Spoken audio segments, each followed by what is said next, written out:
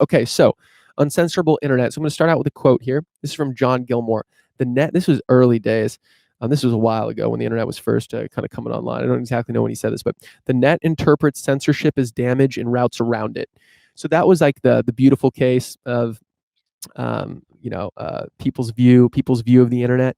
They said, oh, it's going to open up doors, freedom for everyone, and then, Bill Clinton talked about, not really related to this, but Bill Clinton talked about China opening their doors, being more of a market economy. There's going to be, they're going to have to be a democracy, and everything, freedom's going to flow, and blah, blah, blah, blah. Well, no, it turns out that's not true. It turns out the internet is absolutely censorable. It turns out the net does not interpret censorship as damage and routes around it. Turns out the net fucking buckles under censorship, and oppressive regimes can absolutely take things offline and prevent their people from getting access to the information they need. China's great firewall. And there's ways around it, sure, but they're not always foolproof. And there's plenty of situations where not only China, in other countries where things will be removed, things will be blocked, and it makes it very difficult to get around it. The company called publication called Decrypt published something on the Interplanetary file system. So the Interplanetary file system. So I'll just read what they said. So here we go.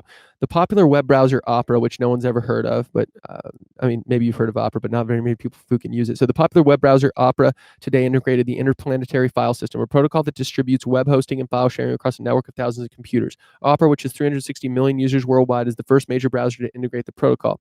Opera also added support for non-custodial .crypto domains, censorship-resistant domains that let users access websites that are entirely hosted on the blockchain rather than on centralized servers like Amazon Web Services. Okay, so here's the deal. If you go to a website, there's two main pieces, right? That you go to the website, you type in google.com. Now, google.com, there's this thing called the domain name system, right? Google.com gets converted into an IP address. An IP address is, it's basically, Fook. I don't know if Fook can know how to explain it. It's the thing that represents a piece of data on the internet, right? So, or represents a user on the internet. The Fooking, when you browse the internet, you get an IP address. That's how servers talk to you. So there's two pieces. So you go to google.com, boom, the domain name system converts that human readable thing, google.com, into an IP address. Now, I don't know Google's IP address off the top of my head. What it does do is that it then converts that to a machine readable thing, an IP address, and then it serves you up the website. Now, that website it's hosted somewhere, right? It's hosted on a server. So there's two flaws in that. One, the domain, the DNS system, that actual website, the google.com thing is controlled by this organization called ICANN, which can revoke, which then is kind of the governing body of a lot of stuff on the internet. I don't know how broad ICANN is, but one of the main things they do is assign, you type in facebook.com, boom, IP address, bada bing, bada boom. They then give those, they manage like .com, .org, all those whatever things. They help assign it. They assign those to registrars. So like a GoDaddy, you then go get your website from GoDaddy, and then you can use that to point at your web server or your website, and then you can serve up your website to users. So here's the issue: your registrar can absolutely revoke that whenever they want. ICANN can revoke things from the registrar if they want to. Your web host. So Amazon Web Services, Microsoft Azure, Fukin, Google Cloud, wherever you're hosting your website, that can also be disconnected. A government can force this company, or the company on a whim can remove this, can prevent your information from being hosted, can prevent your website from being hosted. So the internet, the interplanetary file system. Now, I should say this is early stuff. We haven't really seen this stuff battle tested, but there's this company in San Francisco, Unstoppable Domains.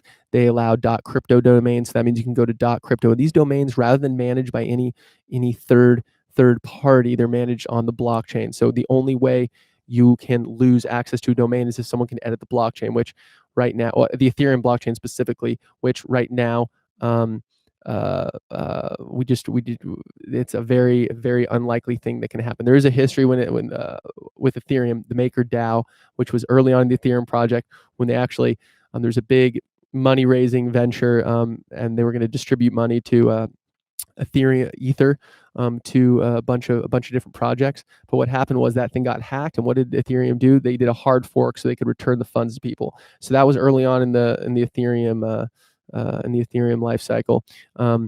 Now we're not seeing that now. Bitcoin has an even more rock solid history, but this isn't on top of Bitcoin. But you can't edit the blockchain, right? Because no one person controls it. A bunch of nodes on a network, and no one controls any one node. And there's game theoretic implications of how it all stays together.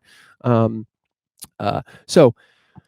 with the .crypto domain, boom, it's on the blockchain. The only person who has access to that domain, the only person that can turn it off is the person that owns the private key. So if someone gets access to private keys, they can absolutely screw with you. But if you have your private key, no one else can and you don't share with anyone, you are in your domain. The other thing is the interplanetary file system. What it does is it distributes your file across a bunch of different nodes on all over the internet. So people sign up and make their computers Fukin nodes on the network, and they can store files. I've played with it a little bit in the terminal. They now have a Mac app you can play with it, but you can on your own machine and serve them up to other people. It's similar, you can kind of think of it like the torrent protocol, like BitTorrent, where people have files stored, and you can't block. And similarly, you can't block BitTorrent. It's basically it's very extremely difficult. So IPFS, similar thing. Yeah, similar idea. So I think this is super interesting because right now we don't really have the or at least up until now we don't really have the blocks in place to be able to put up a website and then have none be able to take it down. Now there's implications of this. This isn't just a good thing. I'm not saying this is 100% a good thing. This allows anyone to put whatever they want anywhere in the world, and it not be potentially not be taken down. Now that's what some of these new technologies are allowing for, and it'll be interesting to see how this plays out. Because all of a sudden, if you can put up a website that can't be taken down, and you have illegal material on there, you have terrorist propaganda, you have child pornography, things like that. These are real issues. Well, what's going to happen? How's that going to how are we going to deal with that as a society? We're going to have to. Nowadays, the government can just tell a domain host or yo, you got to take that down. And there's still ways to hop around it, but it's tough. It's a full-time job if you want to keep a website up, and many governments want it shut down. They can really screw with you. So we'll see.